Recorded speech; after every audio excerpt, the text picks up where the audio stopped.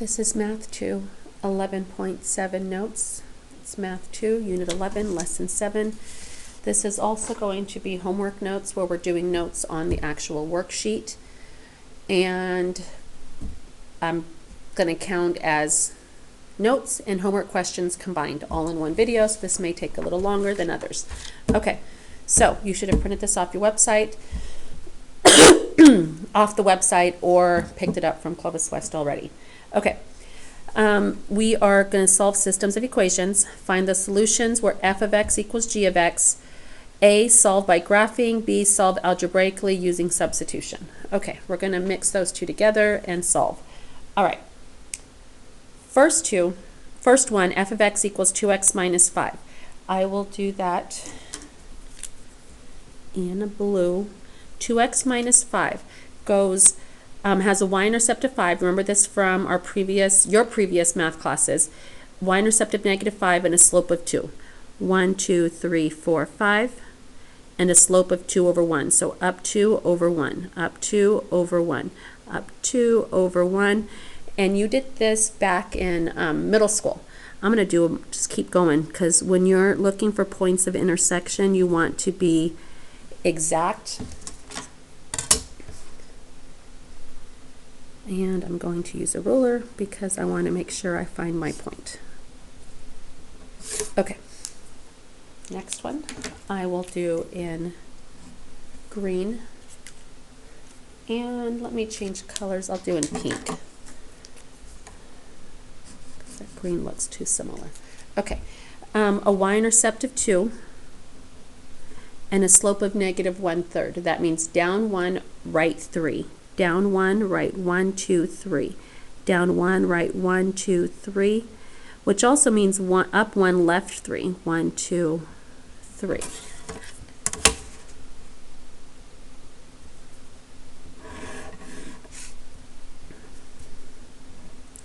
All right. And we're looking for the point of intersection. When you're solving when two graphs equal each other, find the solution where f of x equals g of x. You're looking for the point of intersection. And so we're going to look for that here, and we can see they intersect right there at 1, 2, 3, comma 1. 3, 1 is our solution. So what is the solution to when f of x equals g of x? 3, comma 1. How do we solve that algebraically using substitution? You do exactly this right here. Set them equal to each other. 2x minus 5 equals negative 1/3 x plus 2. Now, how you solve this is up to you. I'm going to use a trick your middle school teachers most likely taught you. And we did, you may not remember because it's been quite a while, but beginning of the year, first semester, we talked about clearing fractional equations. And if you remember from way back then, I told you clear it by multiplying everything by the common denominator. There's only one denominator, and that's 3. So I'm going to multiply everything by the 3. Everything. 3 times 2x is 6x. Minus 5 times 3 is 15. Equals, the 3's here reduced, so negative 1x plus 6. If you don't think of it as cross-reducing, think of it as 3 times negative 1 is negative 3. Over 3 reduces to negative 1. All right, we are going to solve. I am going to add the x to the other side, giving me 7x minus 15 equals 6. Add the 15. 7x equals 21. And divide both sides by 7. X equals 3. All right, now we're looking for an ordered pair as a solution. So I do have to take that 3 and plug it back in. Does it matter where you plug it in? It does not. Because they equal each other, I should get the same value. If I plug in 3 to my f function, or if I plug in 3 to my g function, my answer should come out exactly the same. Because I don't want to deal with fractions, I'm going to use my f function. But I challenge some of you guys to try it with both of them. Try it also with the g function and see if you get the same answer. Okay, so I'm going to change the f of x to y so I don't confuse myself. 2 blank minus 5, and I'm plugging in the 3, this 3 right there. 2 times 3 is 6. 6 minus 5 is 1, and indeed, that's what we got here when we graphed it. So it works both ways, graphically, or algebraically. Ordered pair is 3, 1. X is 3, y is 1. Make sense? Okay. Next one. I am going to graph the g first only because it's easier. Negative 2x plus 5. My y-intercept is 5. 1, 2, 3, 4, 5. And my slope is negative 2 over 1. Down 2 over 1. Down 2 over 1. I could also go up 2 over 1. Up 2 over 1. And I just get as many dots as I can because I want to make sure that I have the correct answer.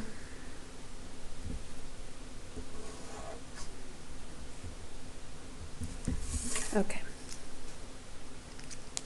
Now, how do I graph this?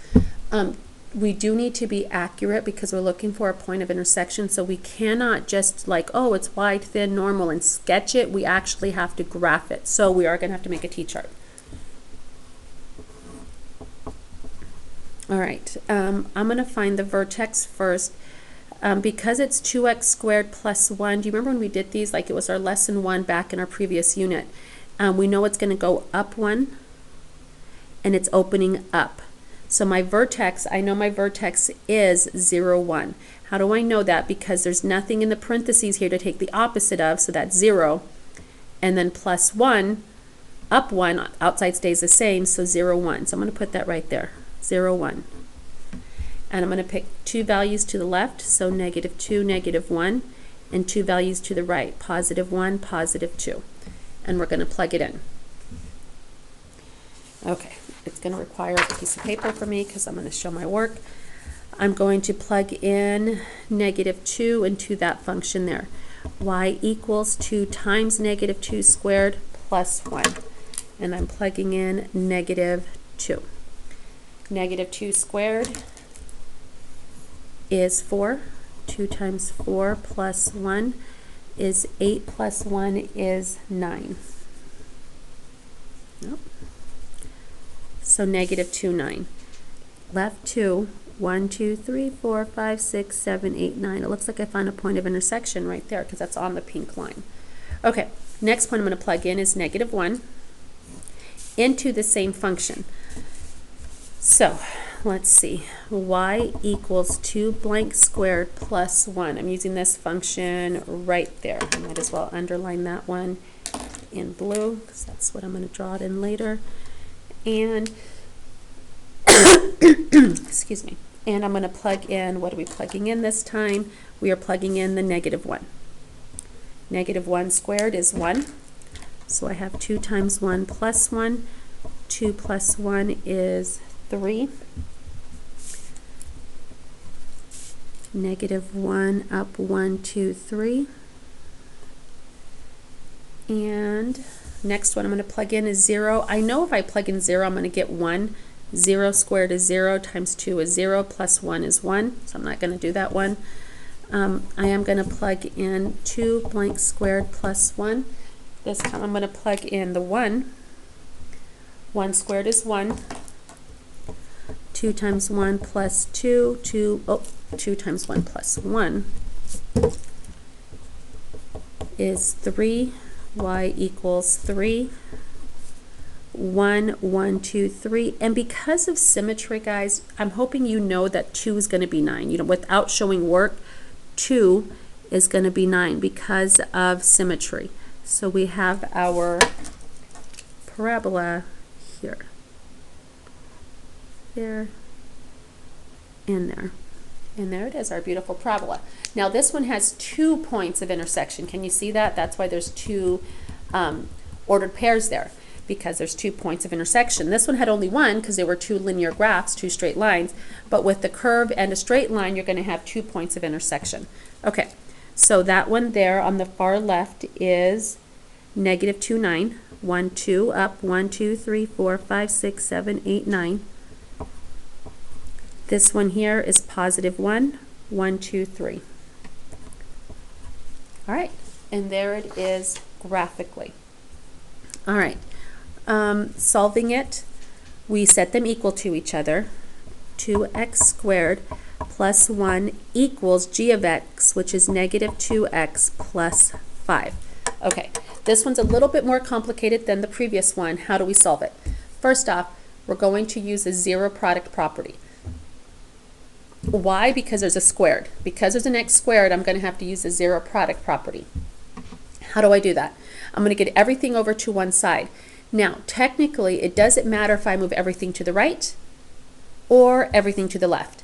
But because I'm going to try to factor eventually, at least try, because I'm going to try to factor eventually, I want my leading coefficient, my x squared, to be positive. So, should I move the 2x squared or leave the 2x squared if I want that to be positive? I'm going to leave it because if I subtract it over, it would make it negative. So I'm going to leave that there, which means I'm going to add the 2x. Does a 2x have a like term over here? It does not.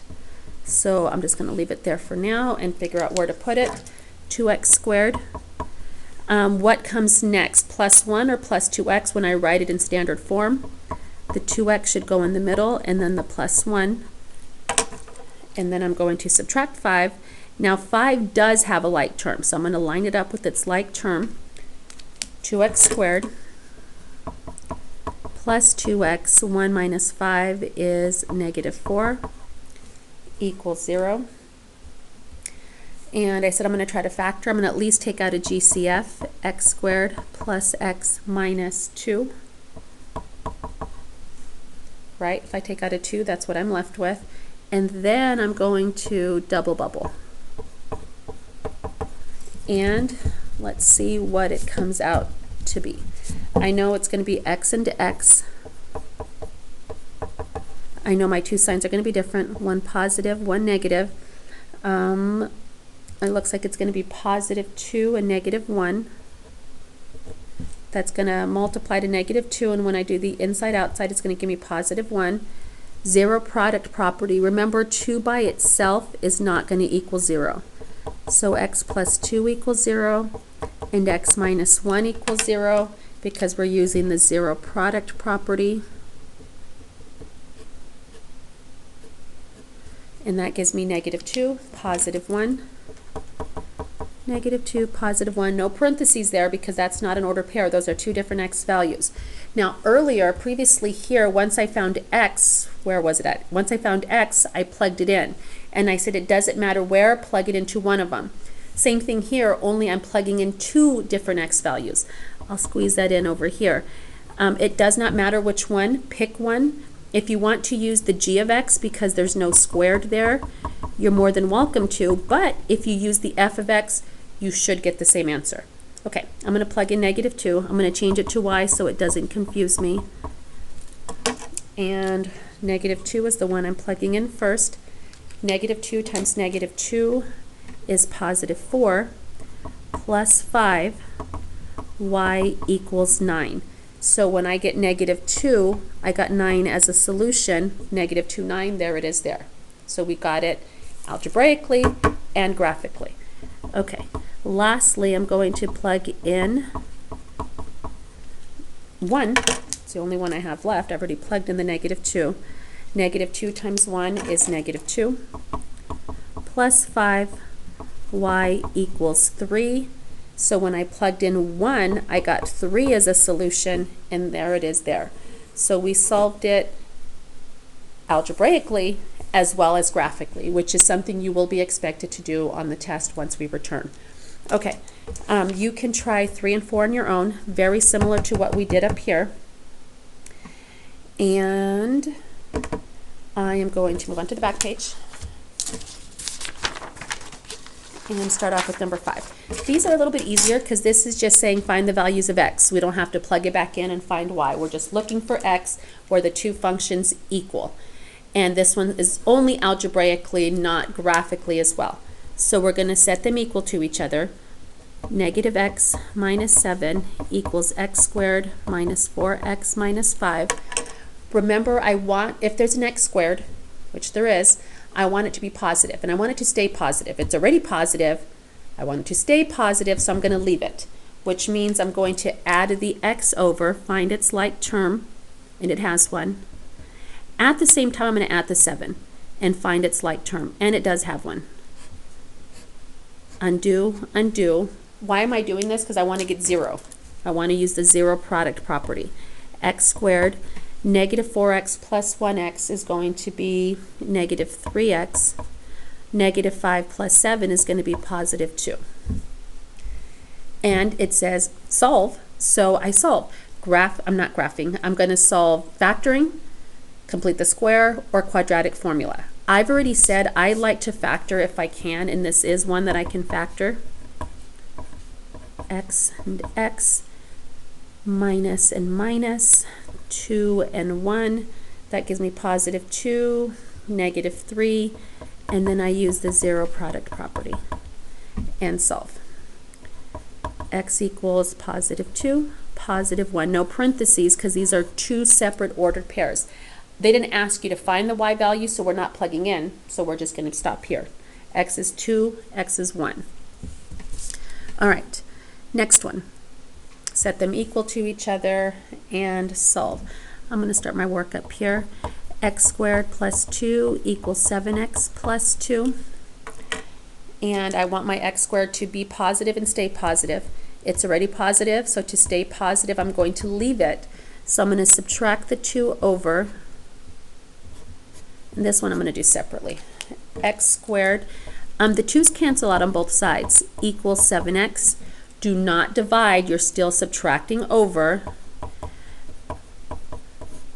These are not like terms, so the best you can do is this. X squared minus 7x equals 0. X squared minus 7x equals 0. And yes, you have one like this on the test as well that you solve, and kids always freak out. What do I do? Do I add the 7x? No, I will tell you right now.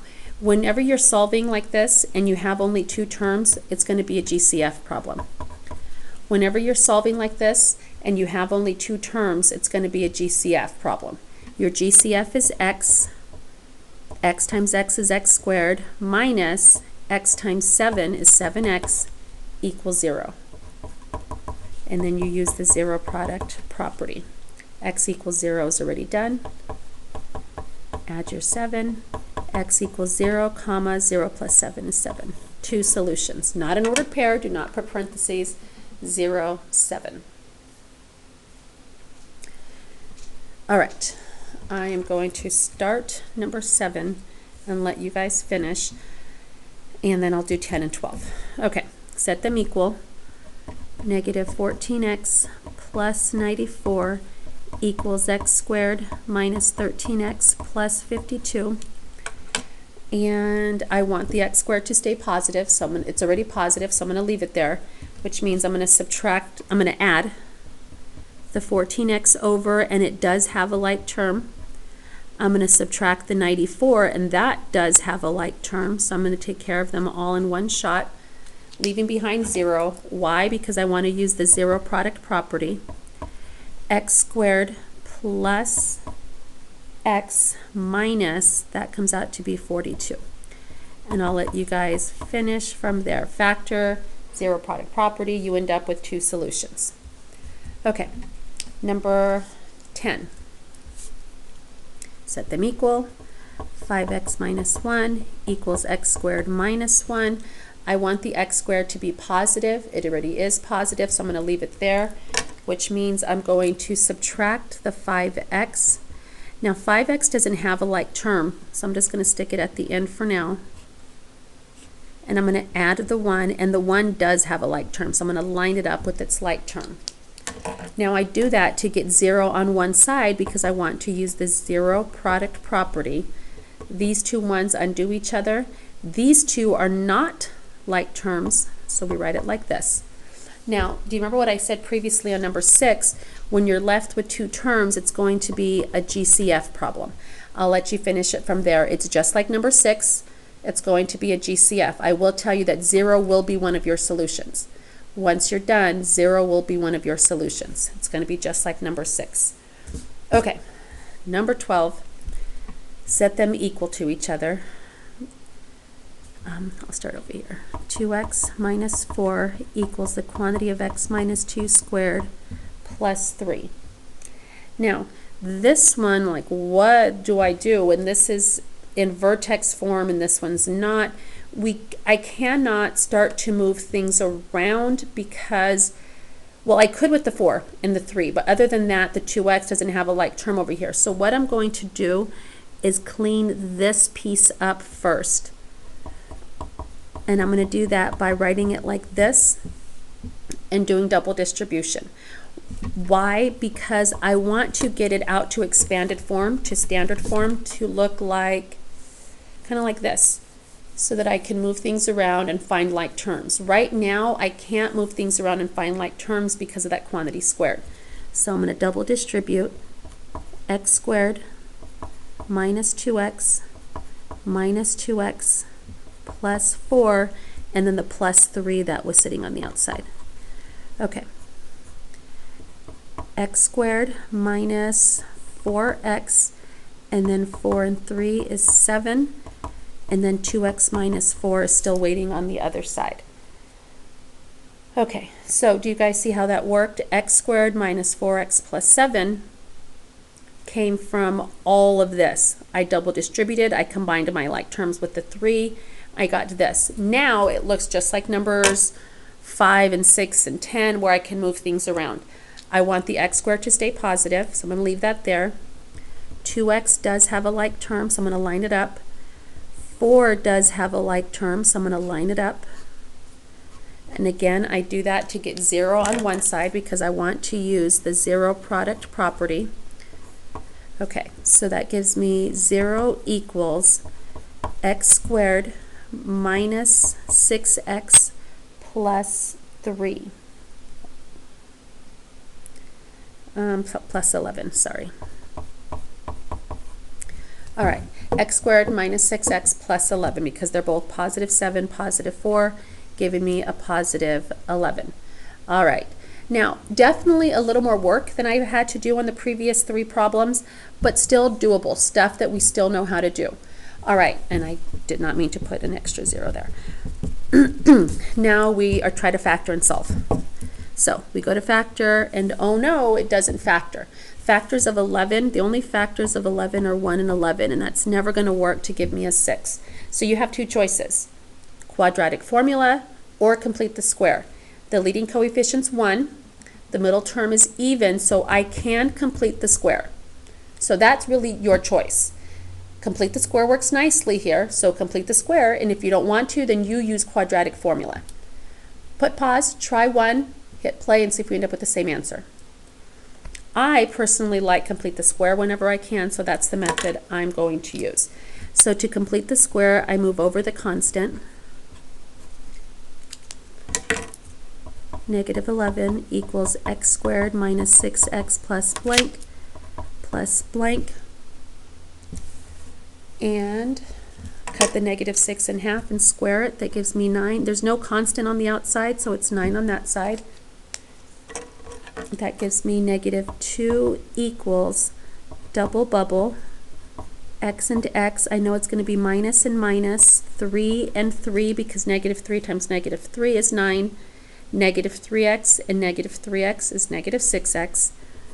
So x minus 3 squared, square root. And when we're looking for points of intersection, we're looking for real numbers. And can I take the square root of a negative number when I'm looking for real numbers? No, I'm not using imaginary numbers here. I'm using real numbers. Again, when I'm looking for points of intersection where points intersect on a graph, I'm looking for real values, not imaginary values. So here, that's an imaginary number because it's square root of a negative, so I would say no real solution. What does that mean about the graph? If you went to graph these two, and I'm looking for the points of intersection, and when I solved them algebraically, I ended up with no real solution. What do you think that means about the two graphs? Yeah, the two graphs never intersect. You have a parabola, you have a line, and however it's drawn, the two will never intersect. That's going to be one of your questions on this worksheet. Okay, so that is it. Go through, try the rest. If you get stuck on any of them, shoot me an email, let me know, and I will work more out with you. That is it for this lesson.